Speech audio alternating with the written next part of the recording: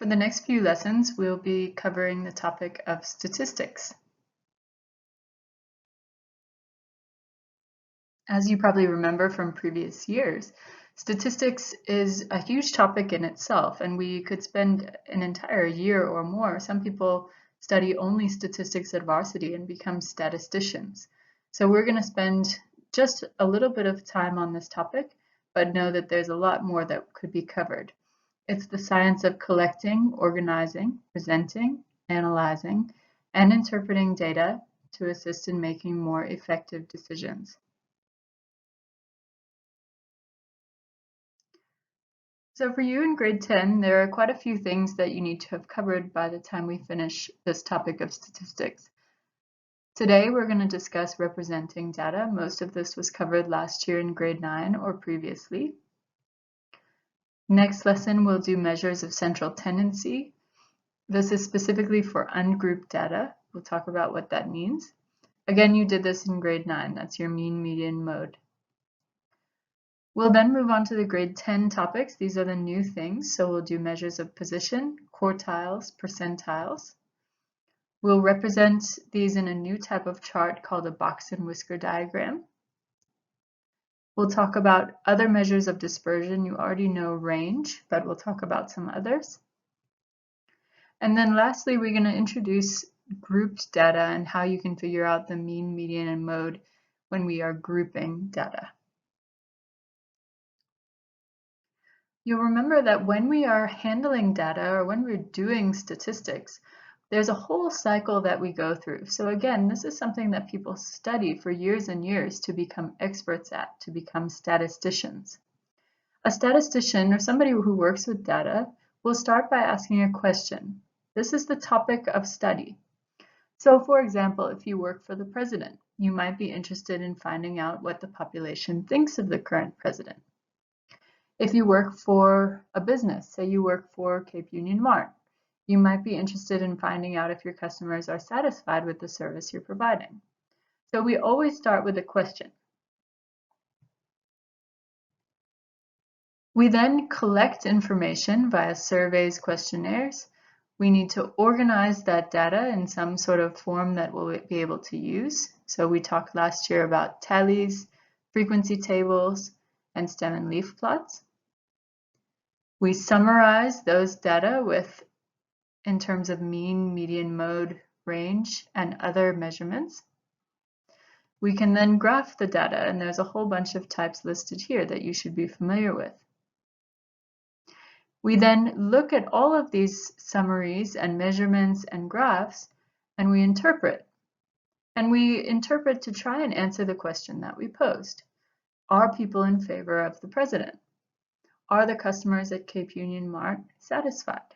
And then we can use that, depending who we are serving, to try and figure out how to improve or how to change our business or how to change our policies or whatever it is. So let's focus quickly on collecting information. This is what you talked about in grade 9. So once we have our question in mind, we have to design a method of collecting data. If we're collecting data from people, we might use surveys or questionnaires. We might use polls, or we might do interviews. And if we're collecting data from things other than people, say we want to have data about the weather, or about the water quality, or about the air quality, or any number of things, then we might count, or we might take measurements. And in all of these cases, we're going to produce data, which is just another word for information. You have qualitative data, and qualitative means that the data is in words. So these might be colors, for example. You might have data that's this thing is brown, and this thing is white, and this thing is blue, and this thing is green. You might have qualitative data about the quality of something. So it was good, it was bad, it tasted bad, it tasted sour, it tasted sweet, that type of thing. But you also, and what we more frequently use is quantitative data, which deals with numbers. And under quantitative data, you get discrete data, which is things that are counted, versus continuous data. Continuous data can be anything that is measured. So if we look at an example of ice cream, we could have qualitative data that talks about the different flavors or the different colors of the scoops, but we also have quantitative data where we could count the number of scoops, count the number of scoops per cone, like in these examples. You could have continuous data that's still numerical, so it's still quantitative, but now we're taking the weight or the temperature or any number of other quantitative pieces of information. Now we need to organize and record our data in some sort of orderly fashion. And in the same step, once we have our data organized, I'm also going to talk about step 5, which is we can draw graphs. So here's our first example today, which is similar to what you'll have to do for homework tonight. A restaurant owner asked 40 customers to rate the service on a scale from 1 to 10, and the marks are recorded in the table below. So if we look at this table, there's no organization, there's nothing I can really draw out from the table. So rather we need to organize this, and we're going to do so via a tally table. So I'm not going to do all of these, but basically each mark is a row in the table, and I'm going to tally the number of each mark. So for example, my first mark is 6, so I'm going to cross that off so I know I've used it and put a tick mark for 6. My next number is 4, a tally mark for 4, next number 3, tally mark for 3, etc. Once we've done all the tallies, we should have a tally table that looks like this. Remember that we group our tallies in groups of 5 to make them a little bit easier to count. But even a tally table isn't that easy to see. So instead, we summarize things in terms of frequency, which just means the number of tallies. So this means that 2 people gave a score of 1, 3 people gave the restaurant a score of 2, 4 gave a score of 3, and on and on. I think we see the picture there. We then want to total all of these values. And the point of the total is to make sure that I've covered all of the scores or all the data points.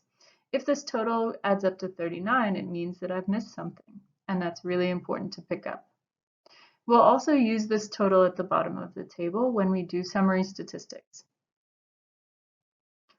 I also want you to note that this table and this example is an example of ungrouped data. So later on, we'll talk about grouping data. And there's a distinction that we need to make between ungrouped and grouped data. We'll get there soon.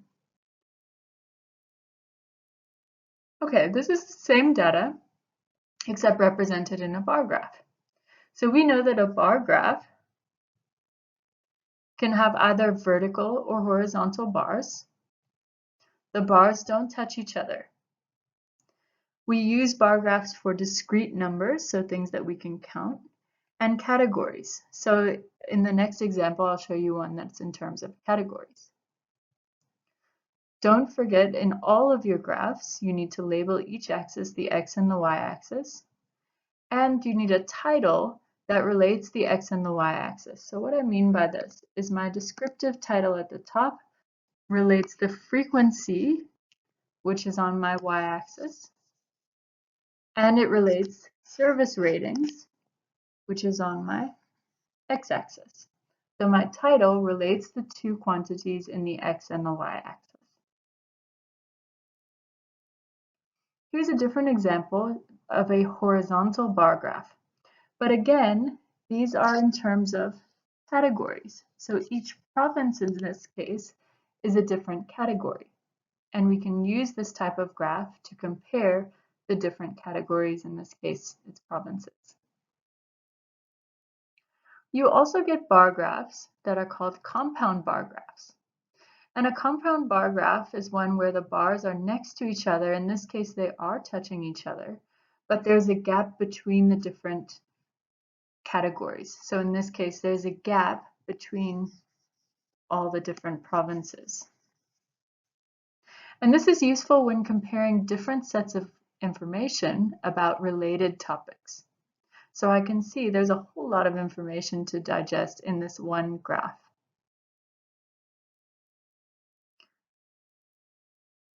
In the last example for service ratings, I could have used what we call a broken line graph. But a broken line graph is really more useful when we're trying to see trends in the data. So in this case, this graph is talking about temperature over the course of more than a week. So here we can see a trend or a pattern, so we can notice if the temperature is rising or falling as the week progresses. Whereas a bar graph wouldn't necessarily show this as equally. So a lot of the art of statistics is choosing a graph that best suits your audience and best suits the individual's perspective, to be quite honest.